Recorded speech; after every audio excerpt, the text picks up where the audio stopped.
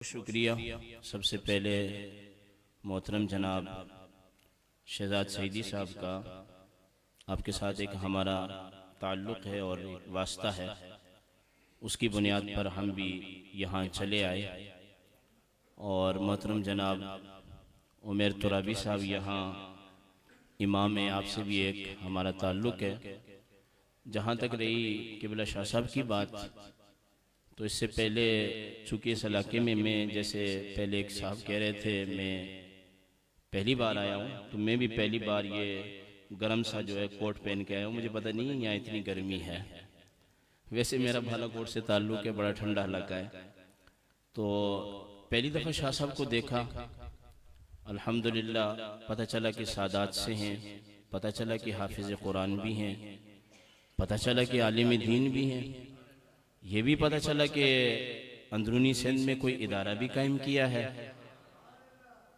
और फिर ये भी पता चला शहजाद भाई से कि आप सादात में से सैयदना शेख अब्दुल कादिर जिलानी गिलानी रहमतुल्लाह ताला अलैह की औलाद अमजाद से भी हैं, यानी कि आप हसनी और हुसैनी फैज़ान भी रखते हैं। कुछ तल्ख बातें भी हो रही हैं, कुछ मोहब्बत की बातें भी हो रही हैं, तो क्यों ना बीच की कोई राह निकाली जाए और चंद बातें मैं भी अपने हिस्से की इसमें डाल दूं। जहाँ तक कोई आया नहीं, भले ना आए, हमें ज़रूरत भी नहीं है। सरकार दो आलम सल्लल्लाहु ताला अलैहि वसल्लम की ज़ात अक़दस के बाद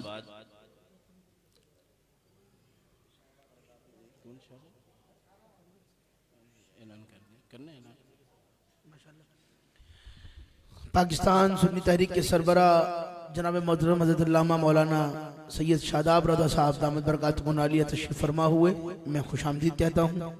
अल्लामा साहब अपनी तकरीर जारी रखेंगे।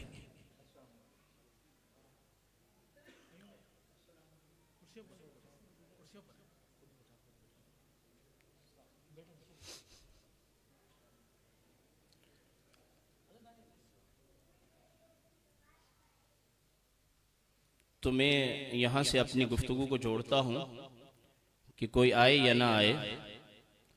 सैयदना सिद्दीक़ अकबर रज़ी अल्लाह ताला अन्हु जब मनसब खिलाफत पर फायज हुए ना, तो दूसरे दिन अपनी तिजारत पे जाने लगे।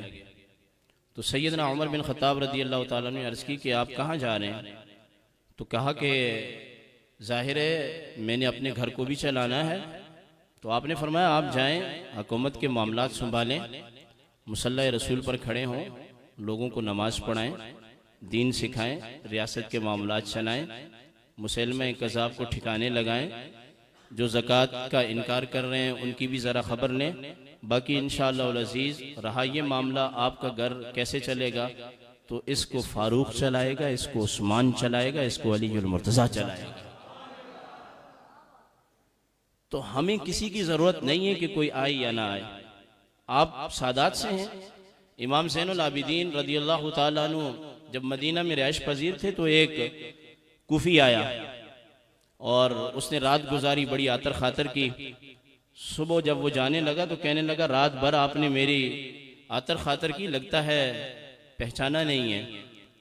तो इमाम ज़ैनुल आबिदीन रज़ियल्लाहु ताला अन्हु ने फरमाया हम भी न पहचाने, ये भी हो सकता है तुम वो जालिम हो कि जिन्होंने हमारी नस्ल को मिटा दिया और शहादत की घाट उतार दिया। तो कहा फिर इतनी आतिर खातिर क्यों कर रहे हैं आप? कहा वो आपका ज़र्फ था, ये हमारा ज़र्फ है। वो आपका ज़र्फ था, ये हमारा ज़र्फ है। रही ये बात सादात की और उलमा की अदब एहतराम की, तो सुबुल हुदा के अंदर ये बात मौजूद है। ज़ैद बिन साबित रज़ी अल्लाह ताला अन्हु बूढ़े हो गए, आखिरी उम्र को पहुँच गए। जिस तरह आज किबला शाह साहब बैठे हुए हैं, बंदा जब बूढ़ा होता है ईमान उसका जवान हो जाता है। जनाजे पर आए मदीनतुल मुनव्वरा में, हज़रत ज़ैद बिन साबित रज़ी अल्लाह ताला अन्हु ने नमाज जनाजा की अदायगी की, वापस जाने लगे। तो जब अपने घोड़े पर बैठने लगे ना, तो बाज़ लोग समझते हैं कि कमज़ोरी है तो हाथ रखते हैं, बाज़ लोग अदब के लिए, तबर्रुक के लिए, हर किसी की अपनी नीयत है। तो आप जब घोड़े की पुश पर बैठने लगे तो अब्दुल्ला इब्न अब्बास रज़ी अल्लाह ताला अन्हु ने पाँव को हाथ लगाया और उसको ज़हन में दाखिल करने की कोशिश की और अदब का मुज़ाहिरा किया। तो आपने फरमाया कि बेटा ये क्या है, चूंकि आप शागिर्द भी थे। तो अर्ज करने लगे कि हुजूर उलमा के अदब के तरीके बारगाह रिसालत से हमें यही मिले हैं। ठीक है, आपने फरमाया आप हाथ आगे करें। उन्होंने हाथ आगे किया तो हजरत ज़ैद बिन साबित जो कातिब वही हैं जिन्होंने कुरान लिखा और हुजूर के पड़ोस में रहे, हाथ को बोसा दिया। तो अब्दुल्ला इब्न अब्बास कहने लगे हुजूर उस्ताद जी ये इल्म तकी के पीछे नमाज की अदायगी करता है वो ऐसे है कि जैसे उसने अल्लाह के किसी नबी के पीछे अपनी नमाज की अदायगी की। हिदाया शरीफ ये हमारी फिक्र की किताब है, उसके अंदर ये बात मौजूद है। आप तो कितने खुश नसीब हैं कि आपके इमाम साहब आलिम भी हैं, हाफिज भी हैं, कारी भी हैं, मुस्लिह भी हैं और सादात से भी हैं। बाकी कोई आता है आए, नहीं आता तो ना आए। मेरी तो जिंदगी में मुलाकात नहीं, पहली मर्तबा में यहाँ आया, अल्लाह ने मुझे इस मजलिस में बुलाना था तो अल्लाह ने बुला लिया। एक मकाम पे बैठे हुए थे, एक साहब कहने लगे तनख्वाहों के वाले से बात कर रहे थे, बोला यार ये तो बहुत थोड़ी है। तो मैंने कहा बात सुने, ये उलमा का रिज्क है, ये अल्लाह हर किसी से नहीं दिलवाना चाहता। अल्लाह खूब जानता है कि मैंने आलिम दीन को किसके पैसे से खिलाना है। छोड़ दो इस बात को। मेरे शेख आपके करीब में उनका मदरसा रहा है, मुफ्ती गुलाम नबी फखरी रहमतुल्लाह ताला अलैह बकरा पीढ़ी में, वो फरमाते हैं मेरे उस्ताद हजरत अब्दुल मुस्तफ़ा अजहरी रहमहुल्लाह ने मुझे ये हदीस बयान की कि सरकार दो आलम सल्लल्लाहु ताला अलैहि वसल्लम तशरीफ फरमाते, आपने यूं किया और यूं किया और यूं किया और यूं किया। कौन देता है देने को मुंह चाहिए, देने वाला है सच्चा हमारा नबी।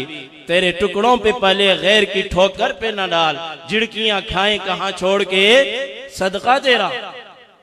तो अर्ज की या रसूलल्लाह साहबा ने ये क्या है? तो मेरे आका ने फरमाया अल्लाह ने मुझे उलमा का रिज्क दिया था और इसको मैंने रूह जमीन पर फैला दिया है। अरे आलिम दीन के घर का चूल्हा उससे चलाएगा जो रिज्क मेरे आका ने किसी की गोद में और तिजारत में डाला है। इसलिए शहजाद भाई आपके जज्बात अपनी जगह, हमारे दोस्तों के जज्बात अपनी जगह। मैं उन उलमा से भी ये कहना चाहता हूं, आप छोड़ दें कि मौलवी का घर चलता है या नहीं चलता, मौलवी का कारोबार चलता है या नहीं चलता, नात खानों को इतना दे दिया मौलवियों को नहीं देते हो। अरे भाई नात खानों को दे दिया दो, अल्लाह देता है, अल्लाह के खजानों में कमी नहीं है। उलमा के रिज्क के हवाले से किसी आलिम को भी बात नहीं करनी चाहिए कि हमने किया या नहीं किया। बस बहैसियत आलिम उसके पीछे नमाज पढ़े, बाकी वो खाएगा कहां से ये अल्लाह खूब जानता है।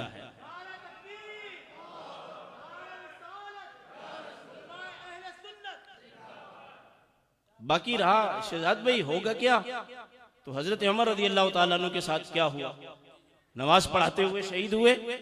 मौला कायनात के साथ क्या हुआ, नमाज पढ़ाते हुए शहीद हुए। इमाम हुसैन रज़ी अल्लाह तआला अन्हु के साथ क्या हुआ, बुला के बेवफाई की। चलो आप कहेंगे ये यहूदी थे, काफिर थे, मुनाफिक थे, ये बातें करेंगे। मैं आपको इमाम बुखारी का किस्सा सुनाता हूँ। इमाम बुखारी जब बुखारा शरीफ से नेशापुर चले, वहां की जामिया मस्जिद ने बुलाया कि आप आगे यहाँ पे दर्स दें। जब इमाम बुखारी वहां से निकल पड़े तो आगे मस्जिद वाले मुखालिफ हो गए, बड़े बड़े उलमा मुखालिफ हो गए।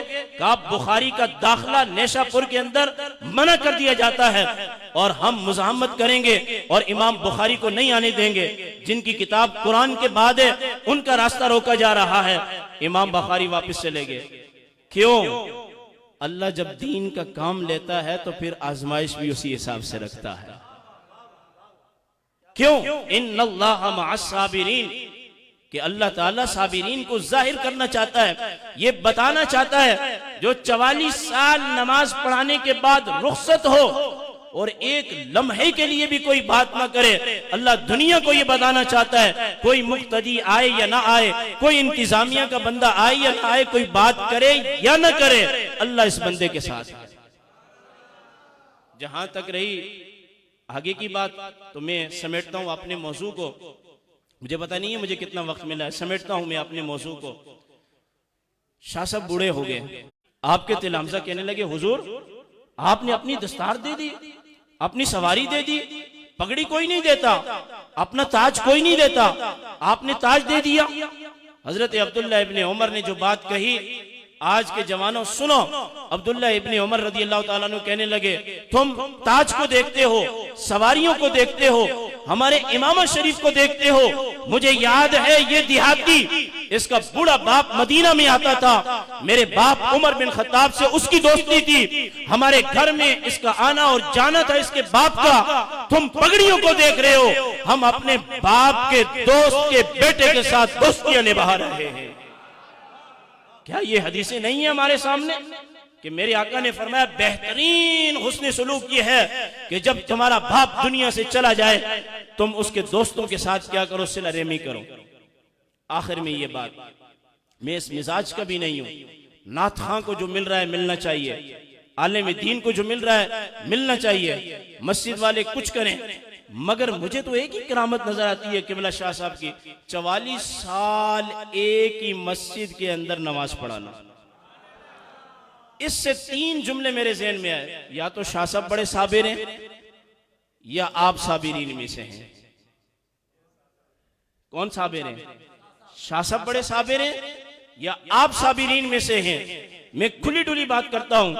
तीसरी बात यह है, या तो अल्लाह ने आपकी रूहों को और शाह साहब की रूह को, आलम अरवा में बुखारी में आता है ना कि रूहें झुंड की शक्ल में रहती थी, जिस रूह को जिससे मोहब्बत हो गई दुनिया में आके वो उसी से मोहब्बत करेगी।